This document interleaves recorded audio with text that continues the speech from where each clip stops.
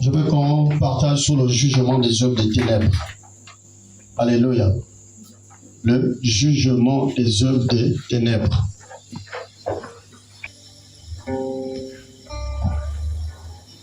Vous êtes là. On va prendre un passage d'abord.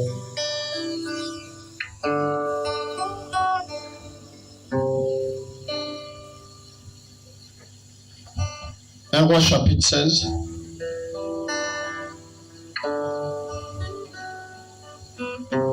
À partir du verset 29, si quelqu'un peut lire.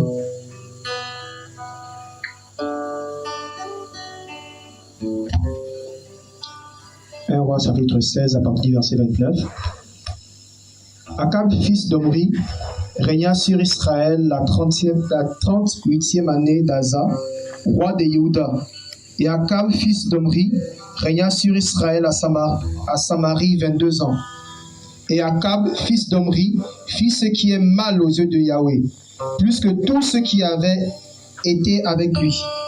Et il arriva que, comme si c'était peu de choses qu'il marcha dans le péché de Jéroboam, fils de Nébat, il prit pour femme Jézabel, fille d'Ethbaal, roi de Sidoniens, puis il alla servir Baal et se prosterna devant lui. Il dressa un autel à Baal dans la maison de Baal qu'il bâtit à Samarie. Akab fit une Ashéra. Akab fit plus encore que tous les rois d'Israël qui avaient été avant lui, pour irriter Yahweh, l'Élohim d'Israël. C'est bon, on va s'arrêter là d'abord. On a déjà lu cette histoire. Pour d'autres, ce sera comme un rappel, parce que la parole de Dieu ne cesse de nous, comme Paul disait aux Philippiens, je ne cesse de vous rappeler les mêmes choses, parce que c'est salutaire. Alléluia. Voilà. On va parler du jugement des œuvres des ténèbres, mais on va mettre l'accent sur le jugement de la maison d'Akab. Cet enseignement va concerner en même temps l'Église, et je crois qu'il y a des pans où il y a des aspects de cet enseignement qui vont concerner la nation dans laquelle nous sommes. Alléluia.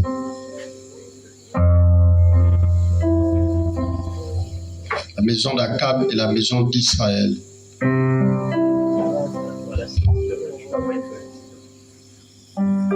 Et ici, pour beaucoup, connaissent un peu l'histoire du roi Akab, qui n'était pas un roi parfait. Déjà, il était dans l'idolâtrie. Voilà.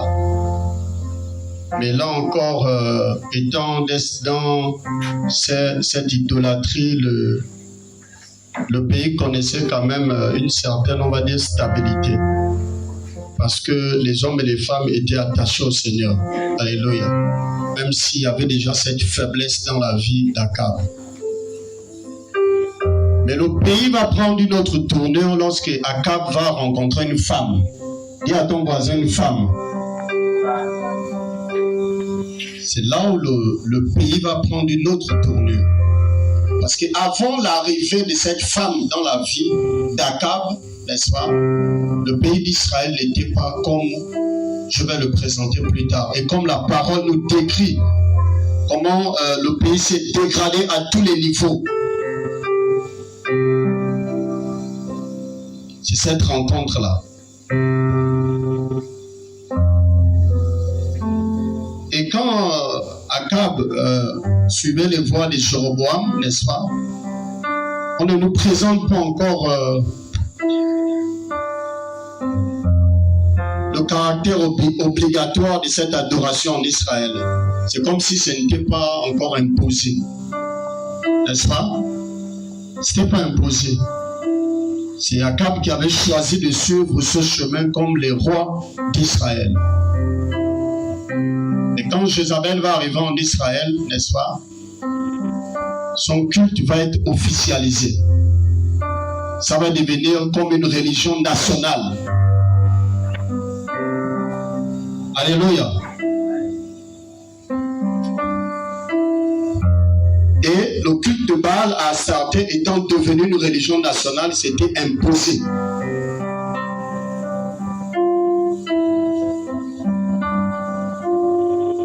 Et pour imposer ce culte, frère, sœur, puisqu'ils savaient que c'est un peuple qui est attaché à Yahweh, ils ont commencé à renverser les fondements de Yahweh dans la vie de ce peuple.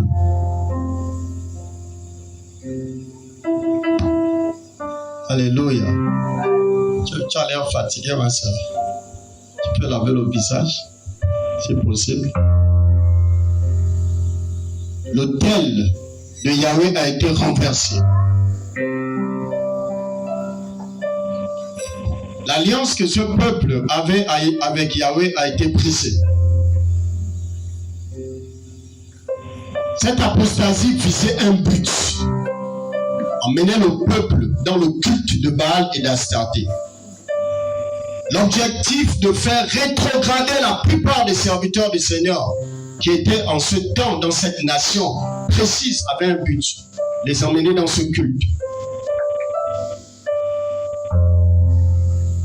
Pas forcément dans le culte de Jéroboam, mais dans le culte de Baal et d'Astarté. Baal était devenu le dieu, n'est-ce pas, la divinité principale de cette nation.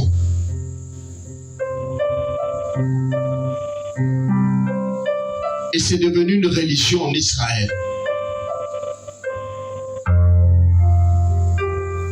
Et voilà pourquoi dans une nation, quand un culte, n'est-ce pas, devient comme obligatoire, ça veut dire que sans l'adhésion, n'est-ce pas, à cette religion, nous sommes privés de tout.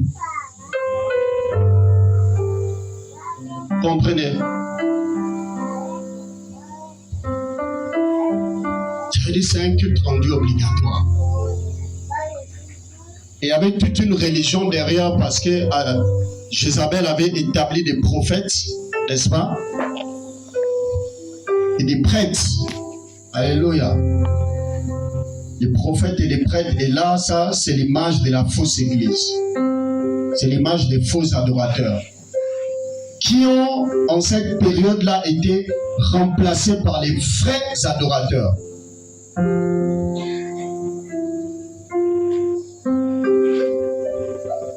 Donc, le faux était pris pour vrai.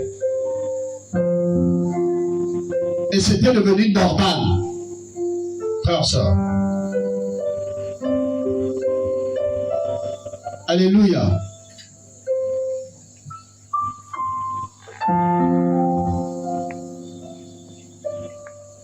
Et à cause de ce culte qui a été fait entrer et imposer dans la nation,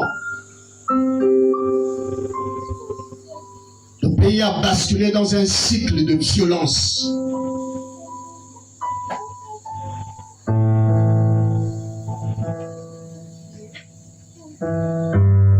Pourquoi? Parce que le règne d'Akab, c'est le règne le plus sanguinaire en Israël.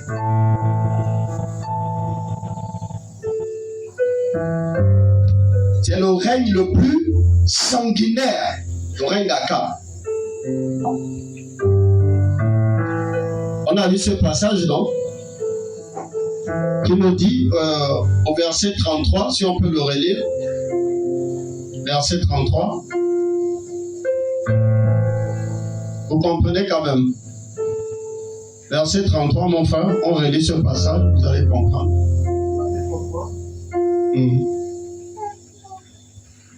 Verset 33 nous dit: Akab fit une Ashéra. Akab fit plus encore que tous les rois d'Israël qui avaient été avant lui pour irriter Yahweh l'Élohim d'Israël. Donc Akab a fait plus que tous les rois qui ont été avant lui. Donc c'est le règne le plus sanguinaire de l'histoire des rois d'Israël. Vous n'allez pas voir autant de crimes sous le règne d'Akab comme avant Akab. Avant Akab, il n'y avait pas autant de criminalité dans le pays. Avant le règne d'Akab, je vous le dis, il n'y avait pas autant de meurtres, autant de crimes en Israël, autant de prophètes tués, autant de biens privés, n'est-ce pas, expropriés, l'abus d'autorité. Le règne d'Akab est aussi symbolisé par l'abus d'autorité parce que Jézabel veut dire sans cohabitation.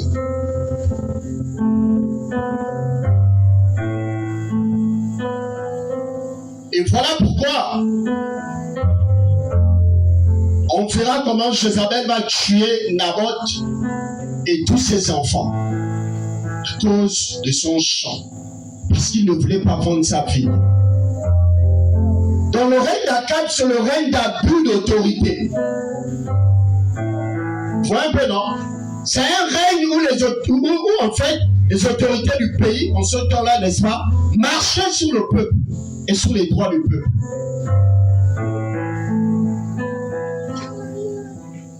Pourtant, Naboth avait dit que Yahweh me garde de te donner l'héritage de mes pères. Et Akab connaissait en tant que roi d'Israël, c'est quoi l'héritage?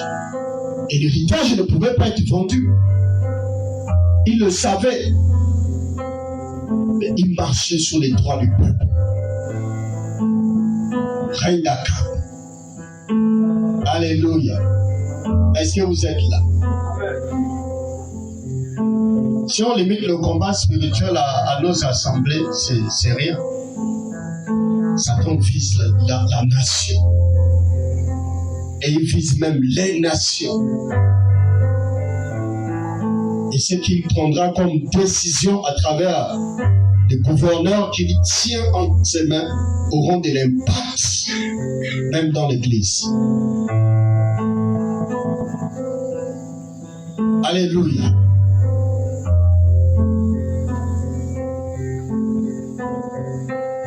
Et Jézabel va commencer à massacrer les prophètes de Yahweh. Tous, la plupart, ont été massacrés, tués. Et ici, vous voyez la mort sur deux aspects. La mort physique et la mort spirituelle. Combien d'hommes et de femmes ont été tués spirituellement dans cette nation?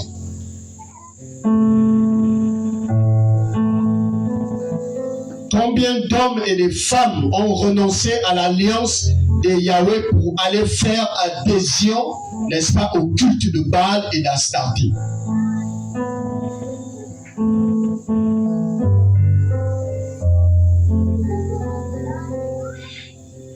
Alléluia. Élie est clair dans 1 Roi 19, il dit, ils ont abandonné ton alliance. Donc il y a eu apostasie. Ils ont abandonné ton alliance pour aller faire une alliance avec Baal.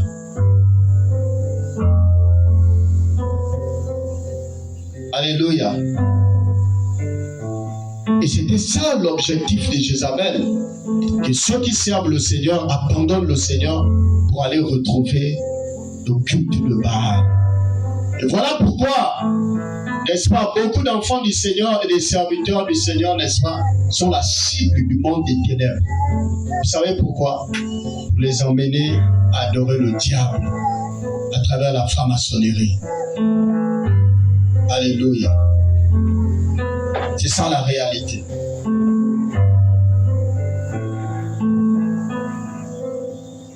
Et voilà pourquoi dans ces temps de la fin, la plupart des chrétiens qui abandonnent la foi, ou même des responsables, n'est-ce pas, conducteurs d'assemblée, se retrouvent dans la franc-maçonnerie.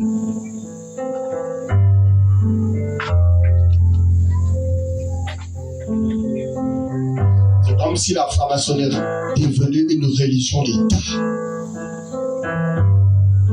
Comme au temps d'Akab.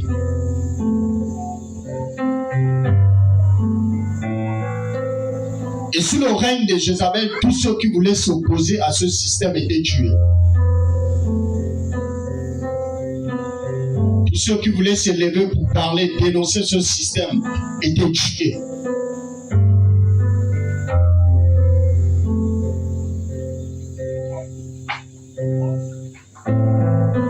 Le pays était tenu par les puissances des ténèbres, le royaume d'Israël. Et c'est la mort qui régnait, frères et sœurs.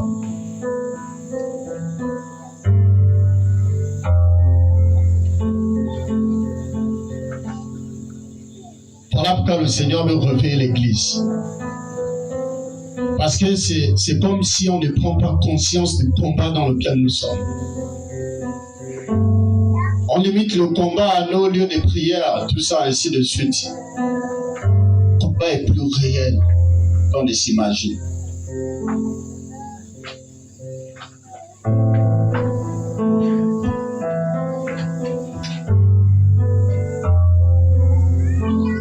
Alléluia. Et l'apostasie était grande. Au point où il y avait seulement une minorité qui avait tenu. Un reste. « 7000 hommes qui étaient cachés. » C'est-à-dire ceux qui craignaient le Seigneur, qui marchaient encore avec le Seigneur, ils étaient peu, très peu dans le pays. Le règne des ténèbres avait tellement pris de l'ampleur, n'est-ce pas, s'était emparé du royaume d'Israël, que les vrais enfants du Seigneur, n'est-ce pas, pour les retrouver, c'était rare. Parce que le peuple était mélangé. Et quand Élie a rencontré ce peuple, il a dit, pourquoi clochez-vous de deux côtés? Voilà un peu, non? Le mélange. Et combien des hommes et des femmes qui se déclarent croyants dans ce pays sont mélangés entre le Seigneur et les traditions, entre le Seigneur et les faux Elohim, ou entre le Seigneur et les gens, entre le Seigneur et la vie de péché. Le mélange.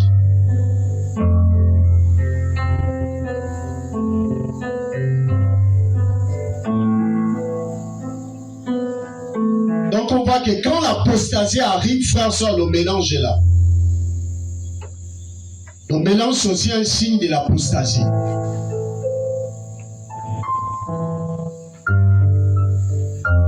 La parole dit on ne peut pas adorer 2 maîtres à la fois. Quand on commence à servir 2 maîtres à la fois, c'est l'apostasie. C'est déjà là, l'apostasie est là. Et ce peuple s'est convaincu quand même qu'ils adoraient Yahweh. Comme beaucoup de chrétiens dans cette soi-disant croyant dans cette nation, malgré le mélange dans lequel ils se convainquent qu'ils sont enfants du Seigneur.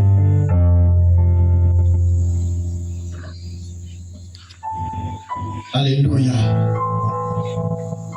Est-ce que vous comprenez? Et après, le Seigneur va commencer à envoyer son jugement sur la nation d'Israël, sur le royaume d'Israël. Parce que c'est un règne où le sang a tellement coulé. Et le jugement s'est abattu progressivement. Progressivement. En des temps différents. Le jugement n'est pas tombé du coup. Alléluia. Le Seigneur a commencé à envoyer la famine. C'était les prémices du jugement. Il a envoyé la famine. Et on sait généralement que quand il y a une famine comme ça, les gens ont des difficultés pour s'alimenter. Et on voit même le torrent des Kérites qui va s'épuiser. On voit comment Akab cherchait de l'eau avec du bétail. La famine. Difficultés pour manger. Des difficultés pour s'alimenter. Des difficultés pour produire parce qu'il n'y avait plus de pluie dans le pays. Il n'y avait plus d'abondance. C'était la souffrance. Alléluia. Si on parlerait de notre temps, on dirait le chômage. Le chômage était galopant. La famine. Et cette famine avait un but.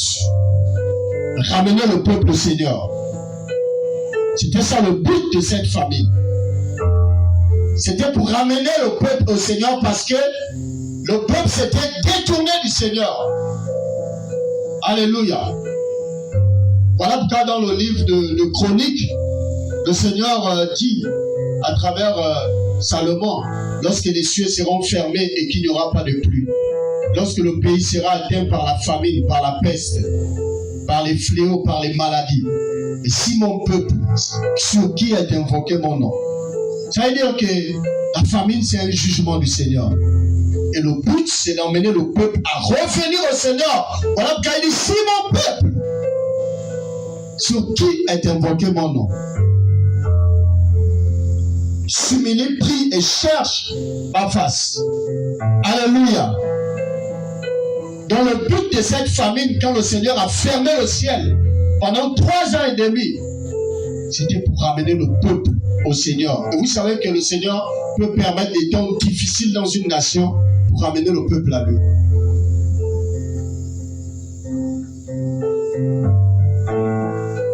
Et quand on prend l'histoire du fils prodigue, c'est le passage que certains connaissent. Quand on prend l'histoire du fils prodigue, on se rend compte qu'il a pris l'héritage de son père, il allait vivre dans l'abondance et dans la débauche. Mais c'est une famine qu'il a ramenée à la maison. Alléluia. Le pays dans lequel il était a été frappé d'une famine au point où la nourriture qu'on ne pouvait donner à cet homme-là, c'est la nourriture de quoi? Des bourseaux. Quand il désirait manger, c'est ça la notion de bourseaux. Donc la famine vise aussi un but. Les temps difficiles visent un but. Surtout lorsque ces temps sont la conséquence du péché. C'est pour ramener le peuple au Seigneur. Mais il se trouve que malgré ce jugement, malgré cette famine, le peuple a endurci son cœur. Et ils ont continué à servir Baal. Ils ont continué avec les traditions.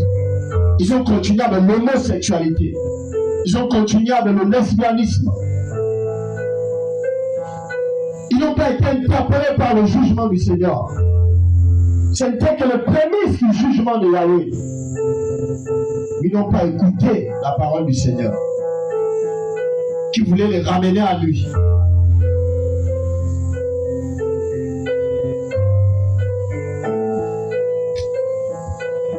Alléluia. Et le Seigneur, dans son amour, dans sa grâce, dans sa miséricorde, parce qu'il voulait apporter un temps nouveau sur cette nation, il voulait apporter un renouvellement dans ce pays.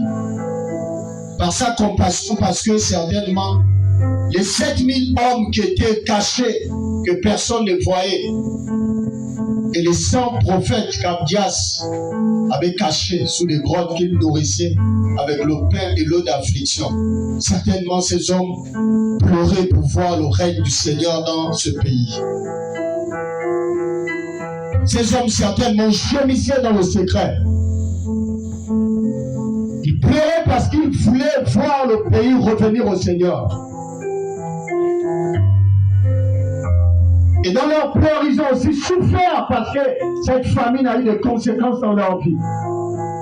Voilà pourquoi on peut retrouver le torrent des Kérith séché et Élie a faim. Il ne sait pas où aller. Un grand prophète de Yahweh. Et le Seigneur va l'envoyer chez une veuve qui était aussi en train de mourir, qui avait un dernier repas. La famine était sévère. Malgré que la famine était sévère, et que la veuve de Sarepta n'avait qu'un dernier repas, Élie lui-même n'avait plus de provisions. Mais ces hommes et ces femmes qui vivaient dans la souffrance, qui étaient persécutés, gémissaient pour que le règne du Seigneur revienne dans leur nation. Alléluia. Ils avaient faim. Ils avaient soif. Le torrent avait séché. Et ils gémissaient. Alléluia. Et dans leur gémissement, le Seigneur a entendu leur prière. Et c'est là où le Seigneur va dire à Élie, va rencontrer Akab. va rencontrer Akab. Waouh!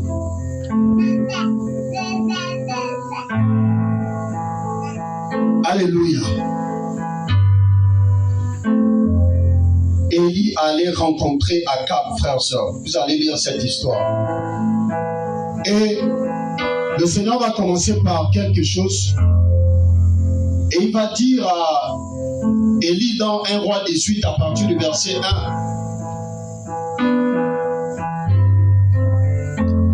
1 Roi 18 à partir du verset 1.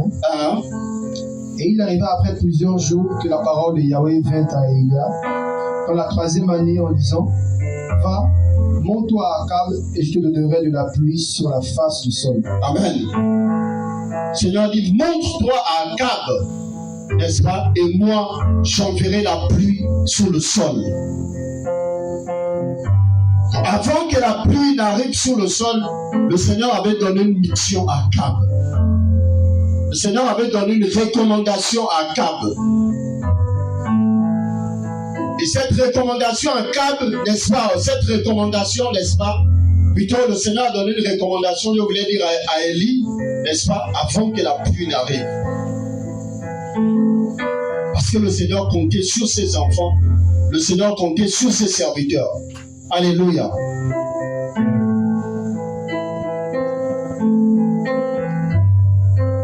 Et avant que la pluie n'arrive, il y avait un travail à faire.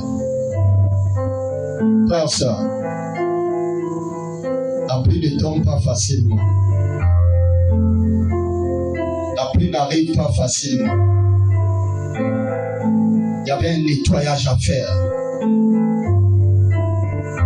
Un nettoyage à cause du mélange. Le niveau de mélange était grand.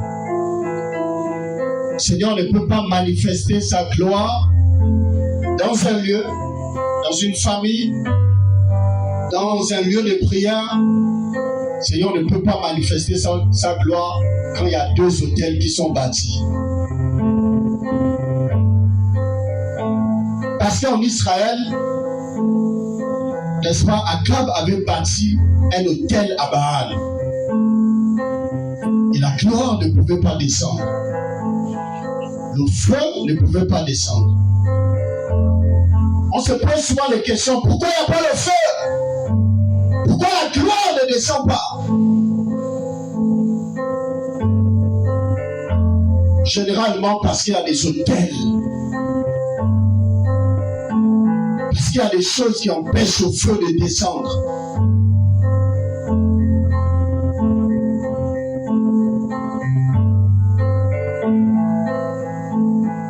Parce qu'il y a des sacrifices que le Seigneur n'agrée pas. Or, c'est nous le sacrifice. Or, l'autel, c'est aussi l'image de la croix.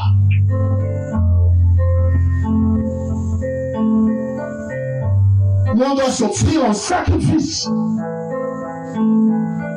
Et lorsque le Père va créer ce sacrifice, le feu va descendre. Voilà pourquoi Élie a d'abord bâti l'autel. Et quand il a bâti l'autel, le feu est descendu pour attester que le feu a été agréé. Quand le Seigneur a créé le feu qui est sur l'autel de l'Holocauste, il envoie le feu.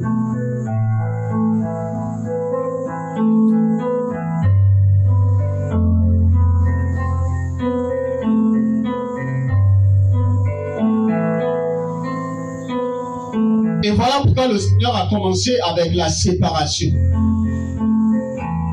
Il a commencé avec les prophètes de Baal, qui sont l'image de la fausse assemblée, qui est l'image de la synagogue de Satan, qui est l'image de l'assemblée du diable, qui est l'image de l'assemblée des faux frères, qui régnait en Israël.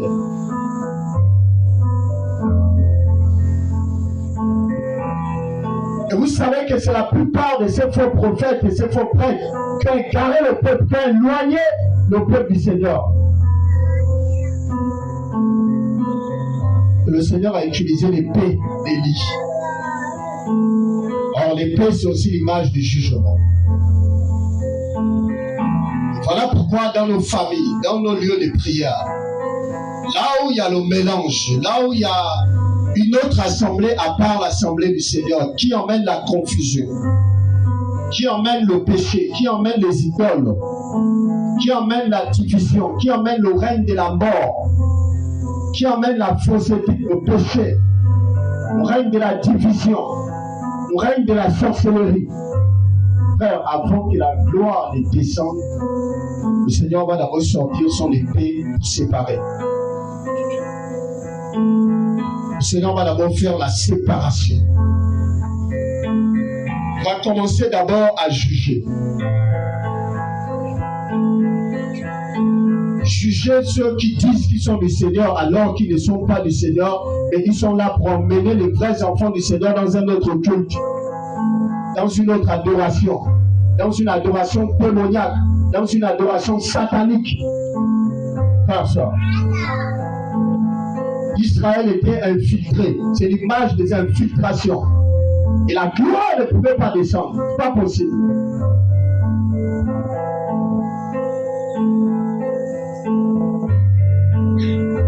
Et voilà pourquoi le Seigneur va de plus en plus juger. Et le Seigneur est clair, hein?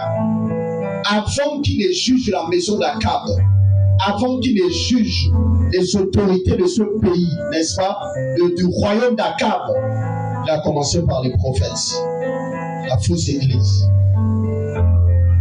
Et le Seigneur est clair, il dit, dans 1 Pierre chapitre 4, il dit le jugement de Yahweh commence dans sa maison. Pourquoi? Parce que dans sa maison, il y a le mélange. Voilà pourquoi il rentre en jugement. On veut le feu et le bien du ciel. On veut la pluie, on veut la gloire. Frère, et la gloire est souvent précédée par le jugement.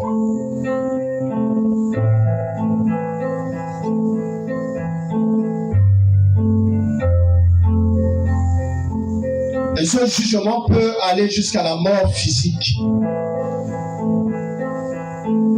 Parce que les prophètes de Baal ne se sont pas laissés interpeller par la famine. Or, lorsque le ciel a été fermé, c'était pour leur attester que Baal ne peut pas vous donner la pluie.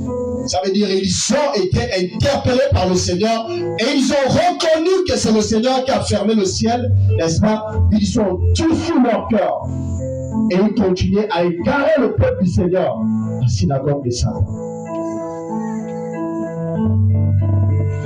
Et voilà pourquoi vous avez vu le Seigneur rentrer en jugement. Et quand le Seigneur interpelle à la repentance, s'il n'y a pas repentance, si les gens endurcissent son cœur, c'est la mort physique qui va venir. Parce que le Seigneur voulait absolument réveiller ce peuple. Le Seigneur voulait absolument reverser sa gloire sur Israël. Le Seigneur voulait que sa gloire revienne en Israël. Le Seigneur voulait voir son peuple reprendre le dessus sur les œuvres des ténèbres, retrouver leur autorité, retrouver leur communion avec le véritable Elohim. Frère.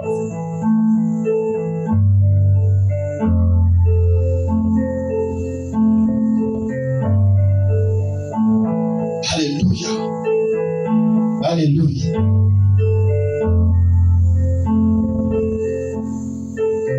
Et dans 1 Roi 19, à partir du verset 4, la parole dit: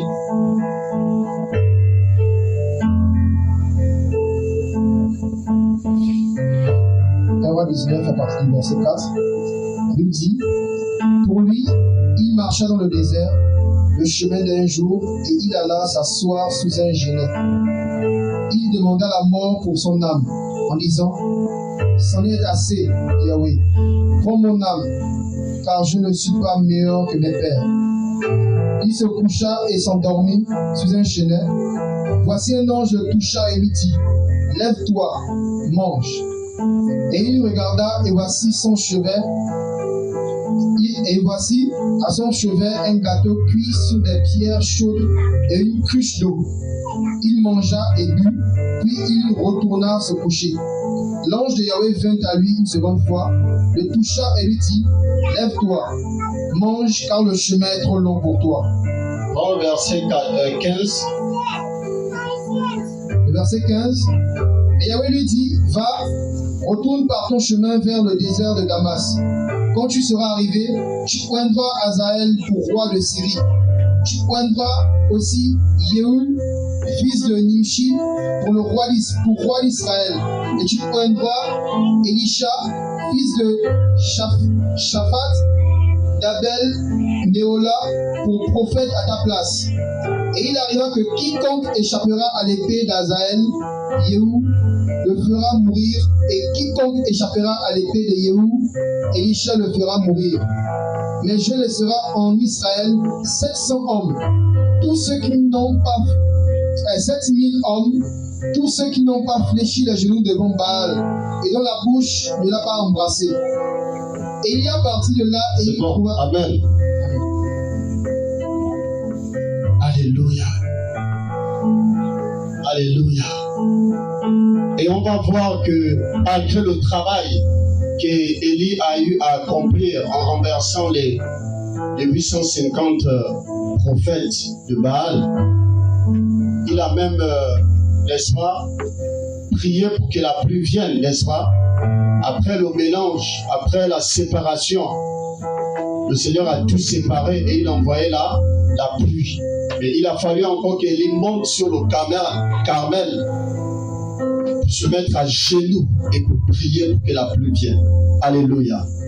La pluie est revenue. Or, la pluie, c'est aussi l'image de la restauration.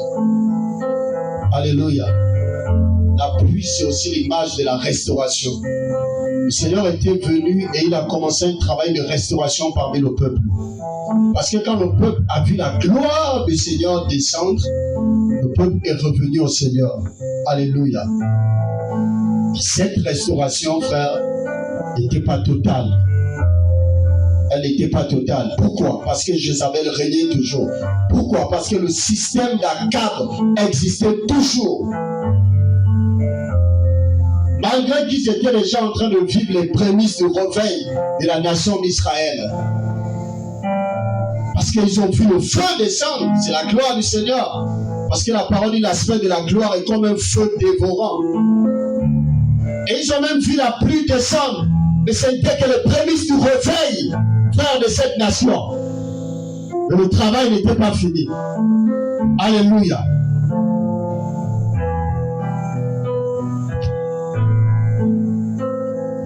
Parce qu'Akab était toujours là. Parce que Jézabel régnait toujours.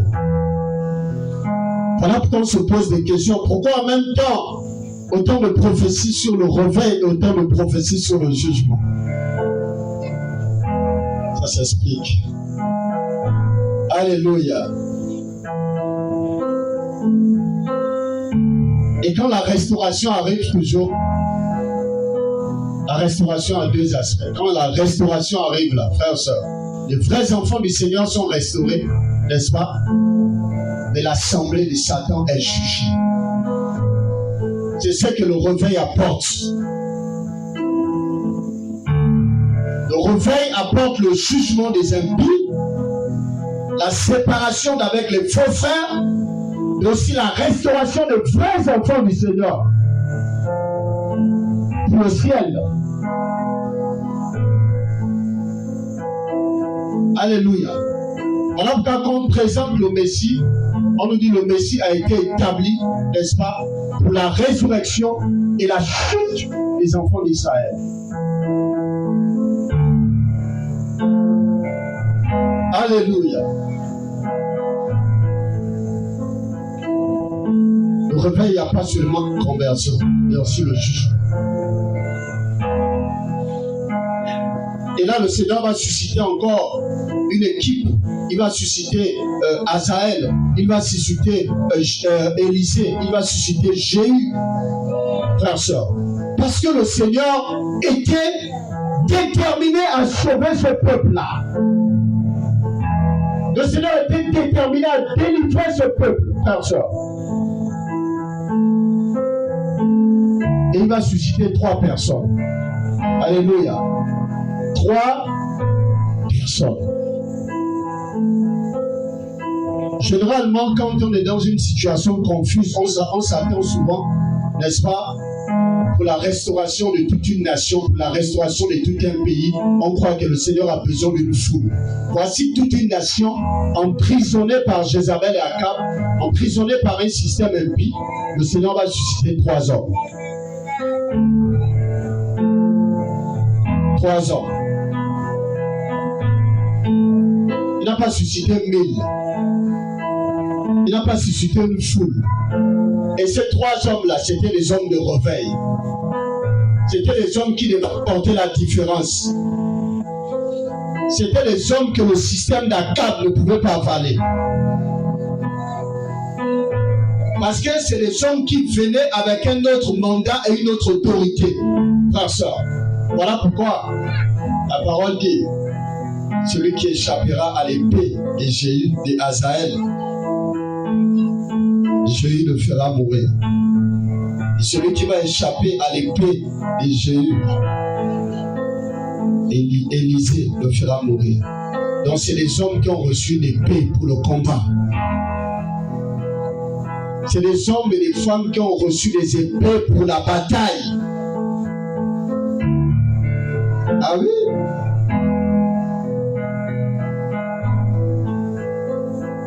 Ce ne sont pas les paresseux, c'est les combattants.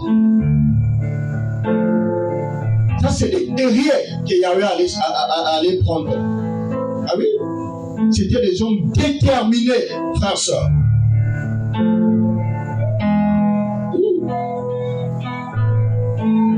Vous voyez la détermination avec laquelle Jéhu s'est levé.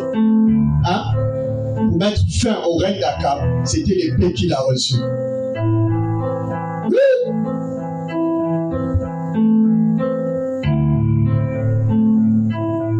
Alléluia. Et vous allez comprendre, frères et sœurs,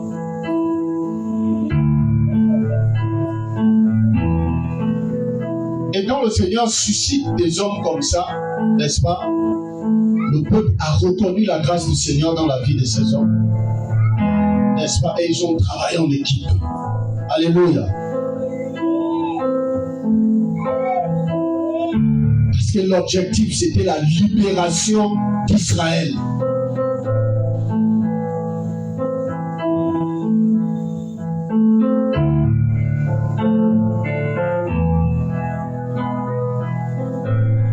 Et quand vous lisez ce passage, la parole dit, si quelqu'un échappe à l'épée d'Hazaël, Jéhu va le faire mourir. Il échappe à l'épée de Jéhu, mais il ne pourra pas échapper à l'épée d'Élisée. Or, Élisée avait reçu la double portion. Or, quand on parle de la double portion, on parle aussi de l'esprit du Seigneur qu'on a reçu. Parce qu'on a reçu cet esprit-là. Alléluia. Vous comprenez? Vous avez compris? Ça veut dire l'épée qu'on a reçue là, l'ennemi doit tomber devant nous. S'il échappe à d'autres épées, mais devant toi il doit tomber parce que tu as reçu l'épée.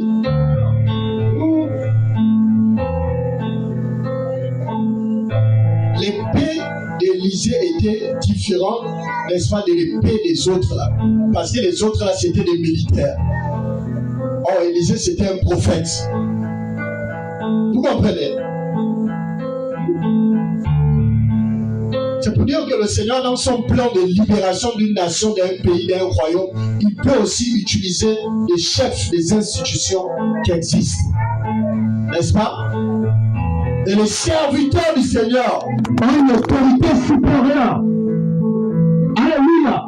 Donc quand le Seigneur compte sur l'Église,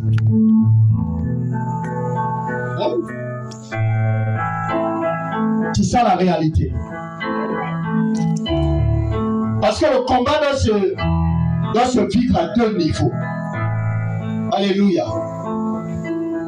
Vous allez voir qu'Akab n'est pas allé renverser, plutôt Élie n'est pas allé renverser la maison d'Akab, il allait affronter les faux prophètes. Les prophètes des Baal. Ceux qui avaient établi des faux dieux parmi le peuple. Frères, sœurs, ça c'est l'autorité d'Élie qu'il a reçue. Hein? Et Jéhu devait s'occuper de l'aspect militaire. Et même quand le Seigneur a suscité Élisée n'est pas allé régler les comptes à la famille d'Akab, à la maison d'Akab. Alléluia. Il allait manifester la gloire du Seigneur parmi le peuple. Pour que le peuple s'attache au Seigneur, pour que le peuple revienne à Yahweh. Il allait poursuivre la mission qu'Élie avait commencée. Il n'est pas allé prendre les armes. Il n'est pas rentré dans un parti. Il est resté à sa place. Alléluia. L'église doit rester à sa place.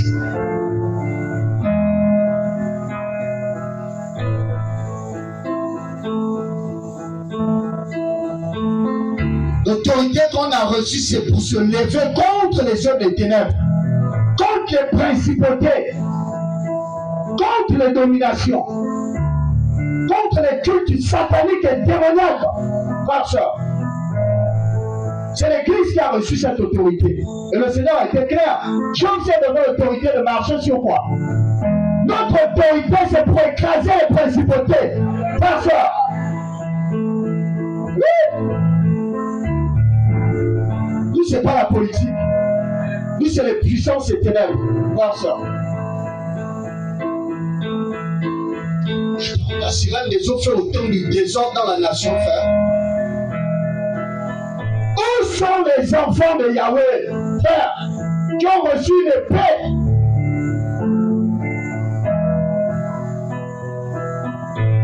Quand les faux prophètes règnent dans un pays, quand les cultes sataniques, démoniaques, franc-maçonnerie, rose-croix, sorcellerie, et cancard, magie blanche, magie noire, tout ce qui est puissance ténébreuse, secte ésotérique, c'est l'Église qui a reçu le mandat, frère, de détruire les œuvres du diable.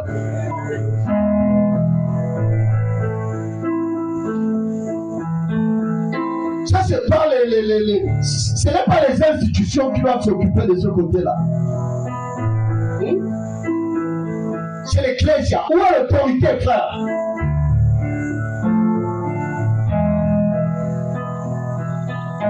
Où est passée l'autorité de l'Église face aux puissances des ténèbres? Frère, sœur.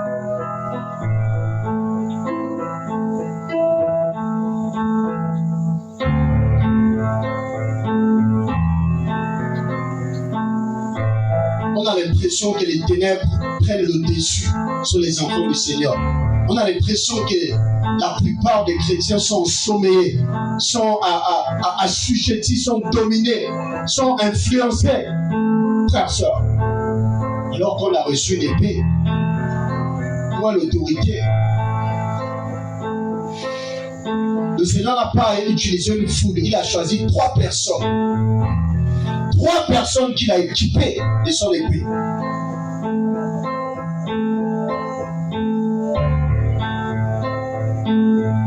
Alléluia. Vous voulez comprendre comment le Seigneur a délivré Israël? Vous voulez comprendre? Je vous ai dit, cet enseignement va toucher 2 aspects, l'Église et la nation.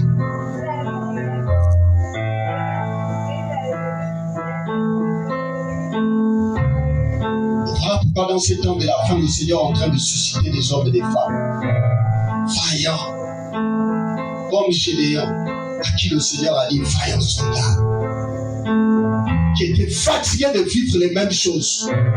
Nous sommes ce que nos pères nous ont raconté. Parce qu'à cette époque aussi, Israël était dominé par les mondialites. Gédéon s'est levé seul. Il n'a pas formé un groupe de prière.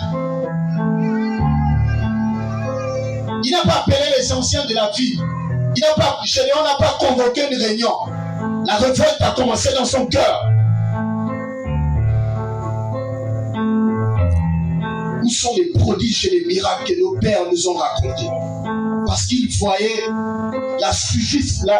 comment le peuple était assujetti par les mondialites.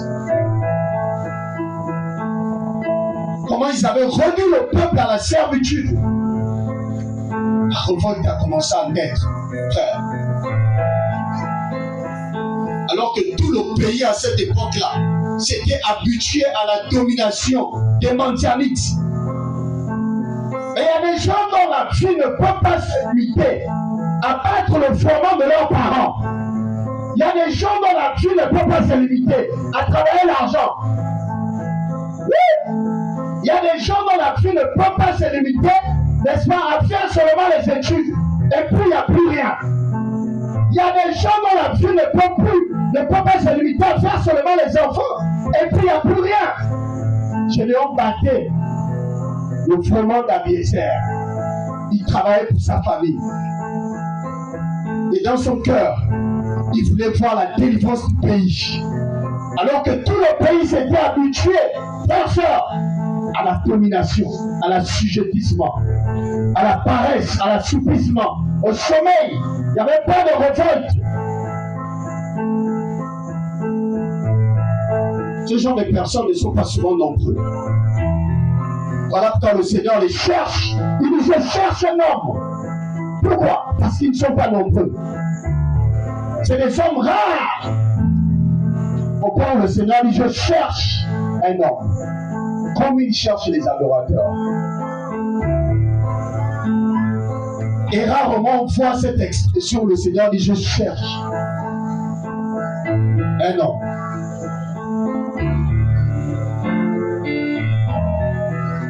Et quand on voit le contexte de ce passage dans le livre d'Ésaïe, on dit le peuple use de violence, l'opprimé, la veuve et l'orphelin sont opprimés. Il y a la violence dans le pays, il y a le ravage. Et personne ne se tient à la brèche. Et le Seigneur dit à Ézéchiel, je cherche un homme. C'est toujours dans une période d'apostasie, de chaos, de confusion, où tout est anormal, où les gens se sont habitués aux crimes rituels. Ils se sont habitués à entendre ces choses. Il n'y a plus aucun fardeau. Ça ne les pousse plus à la prière. Ça ne les pousse plus au gémissement. Parce qu'ils sont habitués. Comme Lot qui était à Sodome et Gomorrhe, qui était habitué à voir les sodomites dans l'homosexualité. Ils se sont habitués à ces choses. Et à les hommes, ils ne se sont pas habitués. Et Ézéchiel, dans une vision, a vu ces hommes qui étaient de la laine table. C'est les hommes qui gémissaient. Oui, c'est les hommes qui gémissaient malgré les abominations. Ils ne s'étaient pas habitués à voir les abominations. Non, ils gémissaient.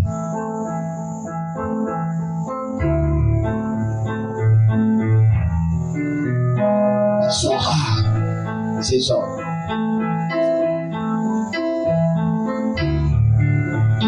Quand on regarde une église qui recule devant l'ennemi, une église qui ne croit pas, qui n'a pas de foi, qui ne croit pas à la délivrance des nations, une église dans la paresse, dans les soucis de la vie, dans les inquiétudes, dans le péché, dans la fornication, dans les ténèbres. Une église qui ne fait pas reculer les ténèbres. Une église faible.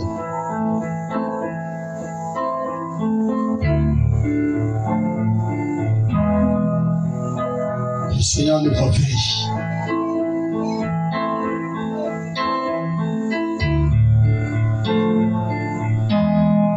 Alléluia. Le Seigneur nous réveille véritablement.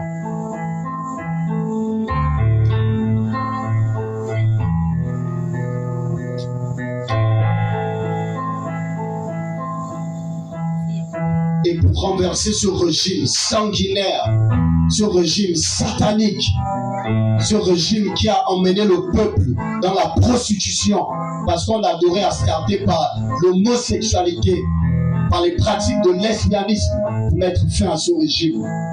Le Seigneur va utiliser Jéhu.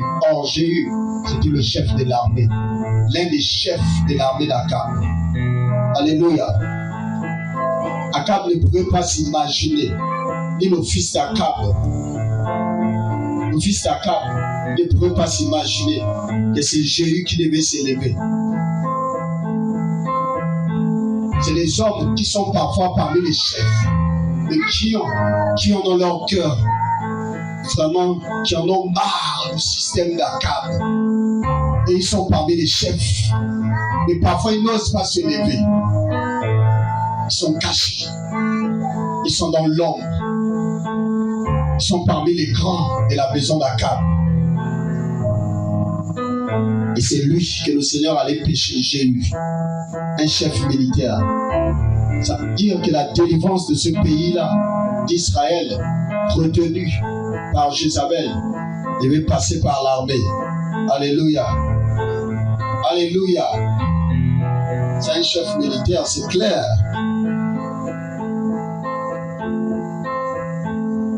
Alléluia.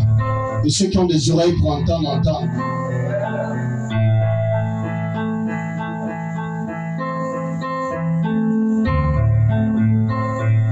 Le régime d'Akab était un régime très puissant, je vous assure. Voilà pourquoi vous allez voir ce que Jéhu va dire. Est-ce que vous êtes là? Je me rends compte que beaucoup ont sommeil, beaucoup dorment. Vous savez que Satan n'aime pas les messages comme ça. Il voit beaucoup son nom là, ils ne sont pas avec nous. Après, l'enseignement est passé, les oiseaux du ciel sont venus voler. Le réveil. Mais c'est comme ça, non? Que les oiseaux du ciel viennent généralement la parole. C'est par le sommeil, hein? Pendant qu'on enseigne, les gens dorment, les oiseaux du ciel sont passés, ont déjà. Alléluia, battons-nous. Alléluia. Peuple de combattants. 2 Rois chapitre 10 à partir du verset 1, la parole dit Akab avait 70 fils dans Samarie. Jéhu écrivit des lettres qu'il envoya à Samarie aux chefs d'Israël, aux anciens et aux gouverneurs d'Akab. Il était dit maintenant, quand cette lettre vous sera parvenue, puisque vous avez avec vous les fils de votre maître, avec vous quoi? Les chars, avec vous quoi? Les chevaux, la ville forte et les armes. Ce n'était pas facile de réduire à néant la maison d'Akab. C'était une maison très puissante parce qu'ils avaient les chevaux, ils avaient les chars, ils avaient les armes. Alléluia. Et ils comptaient sur leur ville forte. Et c'était un système tellement ancré où là, tous les anciens étaient allés dans le système d'Akab. Les gouverneurs, pareil dans ce système. Comment sortir de ce système-là? En fait, Israël ne voyait pas d'issue pour sortir du règne et de l'emprise de Jézabel. Ce n'était pas facile. Parce que Jézabel avait le contrôle sur toutes les institutions de ce royaume en Israël. Côté religieux, elle avait ses prophètes et ses prêtres. Côté politique, c'est elle qui gérait le sceau d'Akab et qui signait les décrets. Côté militaire, c'est elle qui était là avec Akab, son mari. Comment faire pour renverser ce système satanique, sanguinaire? Et c'était un système tellement influent quand on lit 1 Roi chapitre 18 que le Seigneur allait cacher Élie au torrent de Kérit. Le Seigneur n'a pas envoyé Élie dans une autre nation, parce qu'Israël avait une telle influence à cette époque. Bon, quand Élie va discuter avec Abias, le chef de la maison d'Akab, et Abias va lui rappeler que Akab allait te chercher dans tous les royaumes. Et il a fait jurer à ses rois que tu n'étais pas là-bas. Vous voyez l'autorité qu'Akab a exercée même sur les nations d'alentour. C'est la raison pour laquelle le Seigneur n'a pas envoyé Élie aller en exil dans ces nations. Il a envoyé Élie au torrent de Kérit, dans un lieu qu'on ne pouvait pas s'imaginer. Alléluia. Donc c'était un système tellement influent. Un roi qui fait jurer l'autre roi. Donc il n'y avait pas d'issue pour renverser ces choses. Alléluia. Le Seigneur va donner une épée à Asaël. C'est ça, non? À Asaël. Or, Asaël était roi de la Syrie. Est-ce que vous comprenez? Le Seigneur a donné une épée à Asaël qui était roi de la Syrie et il a donné une épée à Jéhu. Donc, le royaume d'Israël devait être attaqué de l'intérieur et de l'extérieur. Il fallait une force militaire plus puissante, n'est-ce pas? La Syrie, à cette époque, était un royaume très puissant. Il fallait aller exciter l'esprit d'une force militaire puissante pour venir attaquer la maison d'Akab. Et lorsque le roi de la Syrie, notamment Azaël, qui avait une épée du Seigneur, parce que généralement, quand le Seigneur va susciter comme ça une nation, n'est-ce pas? C'est lui qui a donné son épée à cette nation. Or, l'épée, c'est le jugement. Il exerce son jugement par qui il veut. Et c'est le roi Azaël qui a commencé à frapper sous le régime d'Akab. a frappé de plein fouet sur le roi Akazia et sur Joram. Au point on dit, Joram, le roi, était allé en train de faire quoi? Il était en train d'aller se faire quoi? Se faire guérir des blessures qu'Azaël lui avait causées. Donc l'épée d'Azaël avait fragilisé le roi d'Israël. Donc ça veut dire que son régime a été atteint, fragilisé par une force militaire étrangère. Et pendant qu'il était fragile, le Seigneur suscite un chef militaire de l'intérieur qui était vraiment de la garde rapprochée à Jéhu. Alléluia. Alléluia. Ceux qui ont des oreilles pour entendre, entendent.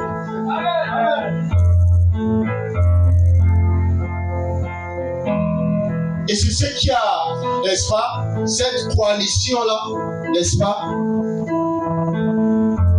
qui a mis fin au règne de Jézabel dans le pays de Dakar, qui a mis fin à la criminalité, qui a mis fin au sang des innocents qui ont versé, qui a mis fin au système d'abus de pouvoir, au culte d'homosexualité, de lesbianisme, de la saleté.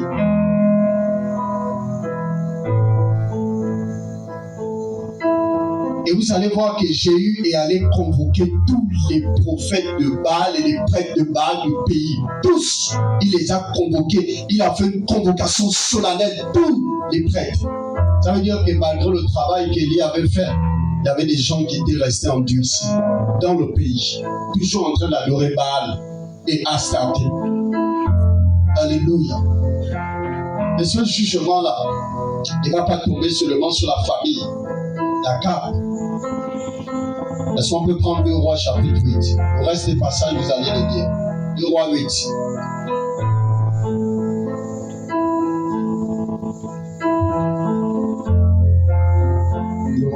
2 Rois 8 à partir du verset 9. 2 Rois 8 à partir du verset 9. Azaël alla à sa rencontre et prit dans sa main un présent. Tout ce qu'il y avait de meilleur à Damas la chargea de 40 chameaux. Il vint se présenter devant Élisha et dit: ton fils Ben-Hadad, roi de Syrie, m'a envoyé vers toi pour te dire: guérirai-je de cette maladie? Et Élisha lui dit: va, dis-lui, tu guériras. Toutefois, Yahweh m'a révélé qu'il mourra. Il arrêta ses faces et il fixa jusqu'à le faire rougir. Et l'homme d'Élohim pleura. Azaël dit: pourquoi mon Seigneur pleure-t-il? Et il dit: parce que je sais le mal que tu feras aux fils d'Israël. Tu mettras le feu à leur ville forte. Tu tueras avec l'épée leurs jeunes hommes. Tu écraseras leurs petits enfants et tu fendras le ventre de leurs femmes enceintes. Azaël dit: mais qu'est-ce que ton serviteur, ce chien, pour faire de si grandes choses? Et Élisha dit: Yahweh m'a révélé que tu seras roi de Syrie.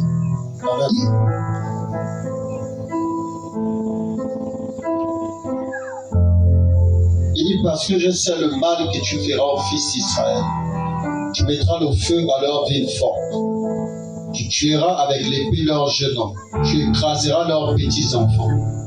Et tu fendras le ventre de leurs femmes enceintes. Ça veut dire que ce jugement ne concernait pas la maison d'Akab. La maison d'Akab a été jugée à cause du sang innocent. Parce que la maison d'Akab a versé beaucoup de sang en Israël, en guise d'adoration à Baal.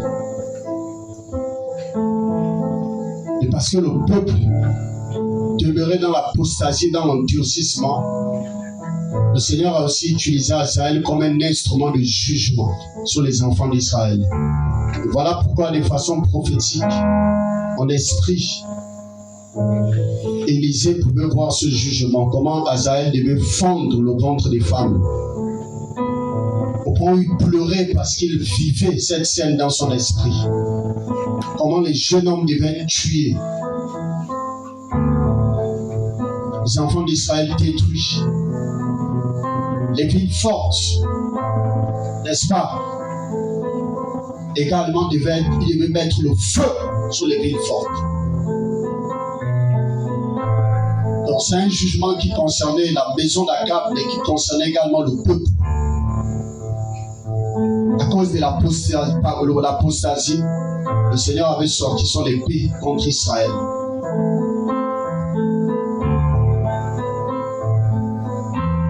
De plus en plus, le jugement du Seigneur qui menace cette nation est grand. Je vous assure. Ce jugement est très grand. À cause de toutes les formes d'abomination. À cause du sang innocent versé quotidiennement. À cause des pratiques abominables. Mais aussi à cause de l'endurcissement du peuple face à la parole du Seigneur. Et Élisée a vu ce jugement, par sœur. Et ceux qui ont une communion avec le Seigneur peuvent pressentir son esprit à travers les songes et les visions que le Seigneur leur communique. Ils sont sur le jugement qui parfois trouble. Et d'autres peuvent se réveiller troublés à cause de ce qu'ils voient dans les songes et les visions. Ils n'ont même plus la force de prier, la force de dire un mot, parce que c'est fort ce qu'ils voient. C'est le Seigneur qui montre ce qui va arriver.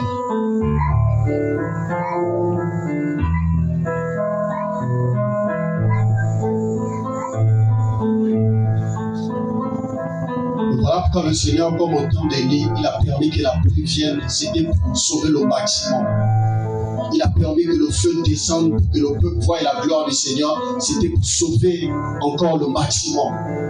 Et le Seigneur avait permis que certains reviennent à lui, à travers la gloire qu'il a manifestée à travers Élie, à travers Élisée. Il y a beaucoup qui sont revenus au Seigneur, qui ont abandonné le péché. Mais il y a d'autres qui se sont endurcis et qui ont préféré adorer Baal, malgré la gloire du Seigneur qu'ils ont vue. À travers le service terrestre d'Élisée, ils ont vu des miracles, ils ont vu des prodiges, ils ont vu des grands signes, mais ils ne se sont pas repentis. Ils ont vu la gloire du Seigneur dans la vie d'Élie, les miracles, les prodiges, le feu qui tombait du ciel.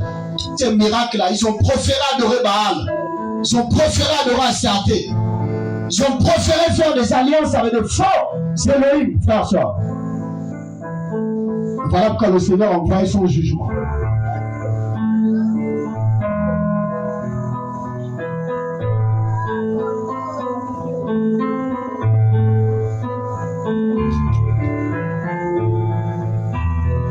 Et plusieurs dans cette nation sont en train de passer à côté de ce réveil que le Seigneur est en train de susciter à cause de l'endurcissement des cœurs.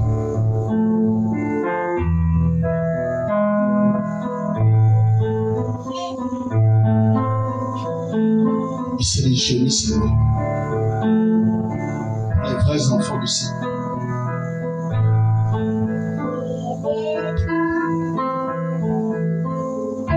Et par la grâce du Seigneur, quand on lit la parole, Jéhu a réussi à exterminer, on dit bien, Baal du pays. Donc le problème c'était Baal que le Seigneur ne voulait pas voir.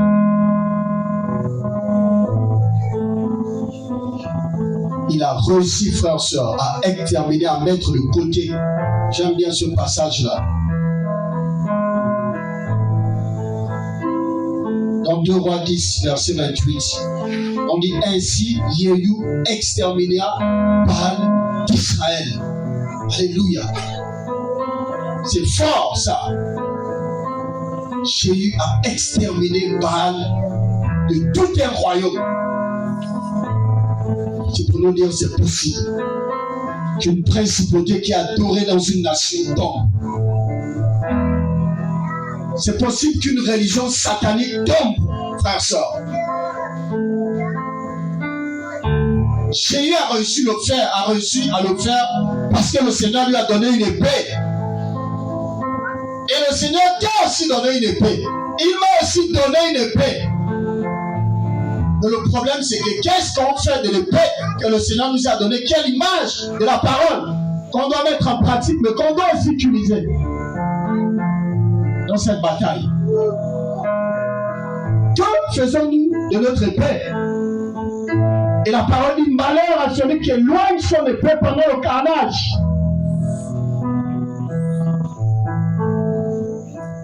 Et généralement, pendant le carnage, on range nos épées pour la plupart. En étant, le Seigneur a plus besoin de nous. Car il faut des Jéhus dans ce pays. Je vous assure, ils ne seront pas nombreux. Il y aurait des Jéhus. Et il y en a des Jéhus. Alléluia. Oui. Ils ne seront pas forcément nombreux. Ce ne sera pas forcément une foule. Mais c'est les hommes que le Seigneur va consacrer pour ça, pour ce moment précis. Alléluia. Et le Seigneur comptait sur Azaël, le Seigneur comptait sur Jéhu, et le Seigneur comptait sur Élisée. Et ils n'ont pas échoué leur mission. Ils ont achevé leur mission, frères et sœurs. Ils ont réussi à accomplir la volonté du Seigneur coûte que coûte. Ils se sont battus pour accomplir la volonté du Seigneur dans leur nation. Et le Seigneur a fait tomber toutes les idoles. C'était un temps nouveau pour Israël. Puisque Baal a été exterminé du pays, c'était le retour à Yahweh, frère. C'était le réveil dans cette nation. Et là, c'était un vrai réveil. Parce que Baal a sauvé le pays. Alléluia. Et là, le peuple était véritablement revenu au Seigneur. Et pour arriver à exterminer Baal, c'est des sacrifices.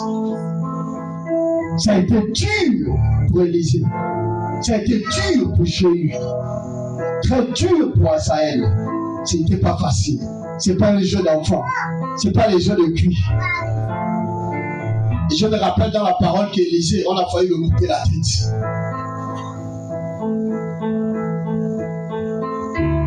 Alléluia. On va prier et le Seigneur nous aide avec des hommes déterminés, des hommes de réveil, des hommes qui veulent voir les choses changer dans leur nation, qui veulent voir les principautés qui sont adorées tomber. On veut dire au Seigneur, nous sommes fatigués de voir des hommes et des femmes offrir le sang aux principautés des eaux, offrir du sang humain au règne des eaux. Nous sommes fatigués de voir les esprits des eaux recevoir autant de sang. Frères et sœurs, l'Église a reçu l'autorité véritable de renverser ces choses. Est-ce qu'on peut prier?